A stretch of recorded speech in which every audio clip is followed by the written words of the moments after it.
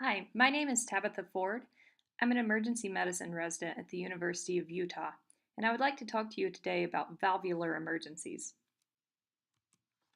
Most valvular conditions are chronic, and it is pretty rare for a patient to come into the emergency department in extremis due to valvular pathology. But occasionally, a patient will acutely decompensate from a faulty valve. And in these situations, we have to, one, be able to consider valvular pathology on our differential, and two, know how to treat it. So, how do these patients present? You may see someone come into the emergency department complaining of a cough or shortness of breath, and on exam, you may find them to be tachycardic, hypoxic, with pulmonary edema, or even in cardiogenic shock. The problem is that we see this presentation all the time, and most of the time, it's not a valve emergency. So this presentation is a reminder for you to consider valve problems when you see this presentation, and to break out that ultrasound probe and take a look at a person's heart to evaluate their valves if you're worried. The first valve condition that I would like to discuss is acute aortic regurgitation. I would like you to remember that the normal aortic valve opens during ventricular systole and then it closes during diastole to allow the heart to fill. Aortic regurgitation occurs when the blood starts to flow backwards through the closed aortic valve from the aorta into the left ventricle during ventricular diastole. This is usually the result of an acute condition such as an aortic dissection or sometimes from endocarditis. And as a result of the blood flowing backwards from the aorta back into the left ventricle, you can get decreased flow from the left atrium to the left ventricle. The problem is that this decreases your stroke volume, and patients often develop a compensatory tachycardia to try to maintain their cardiac output. The decreased flow causes blood to back up not only into the left atrium, but sometimes into the lungs as well, causing some pulmonary edema, which you can see on examination. The classic murmur that you hear with aortic regurgitation is a blowing diastolic murmur. However, as most of you know, we work in a very chaotic and loud environment, and sometimes it can be hard to get a good cardiac exam with a stethoscope. In addition, the sound of a murmur is actually caused by turbulent flow through the valve. And if they actually have a large leak, then they will have less turbulence and the murmur can actually be quieter. So you may or may not actually hear a murmur. On your ultrasound examination, what you'll see is that when the mitral valve is open and the patient is in diastole, you can see a kind of rainbow of colors demonstrating a jet of turbulent flow coming backwards from the aorta into the left ventricle. That's demonstrated here on this parasternal long axis view. When you see this in a patient who is looking very sick, then you have a surgical emergency and you need to get a surgeon.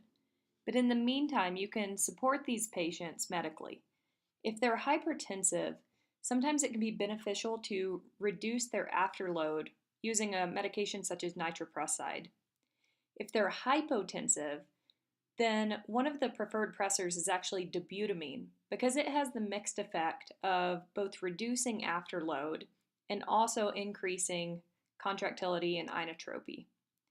Medications to avoid in these patients include beta blockers, and in addition, aortic balloon pumps are actually contraindicated in this population because when the balloon inflates during diastole, it actually makes the aortic regurgitation worse. Now switching gears a little bit, the mitral valve is normally open during ventricular diastole and is closed during systole. And regurgitation through the mitral valve occurs when blood flows backwards through the closed valve and it goes backwards from the left ventricle into the left atrium during ventricular systole. This is usually the result of a condition such as ruptured chordae tendineae, which can happen when your patient has a myocardial infarction, normally a few days after their MI. It can also be caused by endocarditis or occasionally from blunt trauma. Like patients with aortic regurgitation, these patients develop decreased stroke volume and then they get a compensatory tachycardia to try to make up for that. Just like patients with aortic regurg, they can also develop pulmonary edema. The classic murmur for mitral regurgitation is a holosystolic murmur, but once again, you may not be able to hear this. If you do an ultrasound, such as this apical 4-chamber view of this patient, what you'll see is a multicolored jet of turbulent flow, which is going backwards from the left ventricle into the left atrium during systole, as evidenced here by the ventricular wall thickening during systole. These patients are treated much the same as those with acute aortic regurgitation. They need a surgeon. In addition, you should correct any underlying ischemia, treat their hypertension by decreasing their afterload. You can treat their hypotension with oppressors such as dobutamine. And the big difference here is that these patients can actually benefit from the use of an aortic balloon pump to tide them over until they can have surgery. Aortic stenosis is caused when there is resistance to flow across the aortic valve, meaning there's difficulty getting blood from the left ventricle into the aorta and the systemic circulation. This normally results more from a chronic condition, such as age-related calcium deposits on the aortic valve, either in a healthy valve or in a bicuspid valve. Or sometimes it can happen from rheumatic heart disease. In this case, you get reduced flow from the left ventricle to the aorta. Over time, this leads to left ventricular hypertrophy and can cause diastolic heart failure. These patients can go a long time with aortic stenosis until they're tipped over the edge to having symptomatic aortic stenosis. Once a patient starts to develop symptoms, their mortality goes up exponentially. So it is important that you recognize this and get that patient admitted to the hospital. Common presentations include syncope because of this reduced forward flow, angina due to decreased blood flow to the very thickened wall of the ventricle, or occasionally they can come in acute heart failure. The classic murmur for this pathology is a crescendo-decrescendo systolic murmur, which you may or may not hear. If you perform an ultrasound, you can see a multicolored jet of turbulent flow going forward through the aortic valve from the left ventricle into the aorta, as demonstrated here in this parasternal long axis view. You can divide these patients into a couple different categories. One category is the patient who is symptomatic, but they don't look that sick and they're not dying right in front of you. These patients still need to be admitted. They need an echo and they possibly need a valve replacement. And they may be a little bit volume down, and these patients are preload dependent. So consider some gentle IV fluids to help them maintain their cardiac output. The other category of patients are those that are very sick. These patients can be very delicate. They need gentle IV fluids to help if their preload is diminished, but you need to do a good volume assessment before you start hitting them with fluids. You want to avoid tachycardia in these patients because they need extra time to allow their ventricle to fill during diastole. Now, there are a couple different schools of thought on how this can be managed. One consideration is that you can use a medication like nitroprusside to decrease their afterload, but you have to use it very cautiously, and you really need to be monitoring these patients very closely with an arterial line and just keeping a very close eye on them. And then you can consider a medication like dobutamine because, once again, it decreases their afterload while also increasing their contractility. The other option in a hypotensive patient with aortic stenosis is a medication like phenylephrine, because this increases your systemic vascular resistance, which may sound counterintuitive in a patient in which you want to reduce their afterload. But the problem with aortic stenosis is most of that increased afterload is actually right there at the aortic valve. So if you increase the rest of their systemic vascular resistance, their heart may not actually even see that change.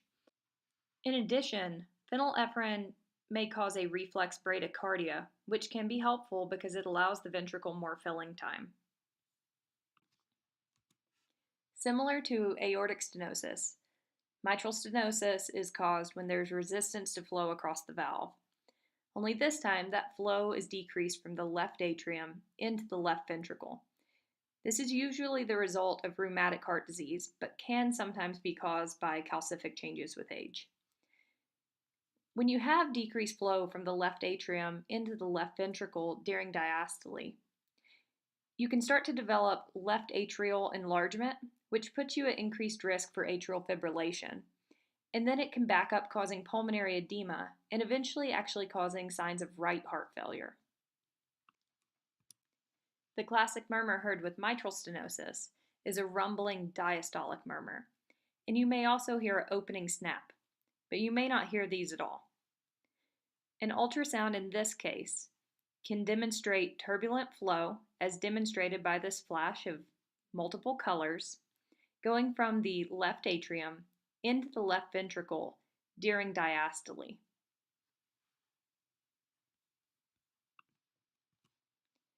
The big treatment for these patients is to slow down their heart rate. They're often in atrial fibrillation, and if they go into RVR with their AFib, this can really tip them over the edge because they're already having difficulty filling their left ventricle during diastole. The preferred method of controlling this is with rate control agents, such as beta blockers or calcium channel blockers. However, if your patient is very sick, then you may just need to cardiovert them. The key difference here is that in patients with mitral stenosis, you actually want to avoid low afterload because this decreases their coronary perfusion and can make them more sick. So if your patient is hypotensive, one of the drugs you may want to consider would be phenylephrine because this increases their afterload but doesn't increase their heart rate, and they do need that extra filling time just like patients with aortic stenosis. In summary, when you have a patient who presents in this manner, don't forget to think about the fact that it could be their valve. It's usually not, but if you don't think about it, you'll always miss it. If you have an ultrasound available, use your ultrasound probe. Throw on color flow so that you can just see the color and the flow moving through the valves. This will give you an idea of whether or not they have valve pathology. For aortic and mitral regurgitation, you need to phone a friend. You need to call a surgeon because that is ultimately what they're going to need. In the meantime, consider using pressors such as dobutamine if they're hypotensive, and consider reducing their afterload with a medication like nitroprusside. If your patient has aortic or mitral stenosis and is very sick, you can help their hypotension with phenylephrine, and the key in these patients is to avoid tachycardia. Thank you for taking the time to watch and listen to this lecture. I hope that you can all go forward and take this into your daily practice of at least thinking about this pathology.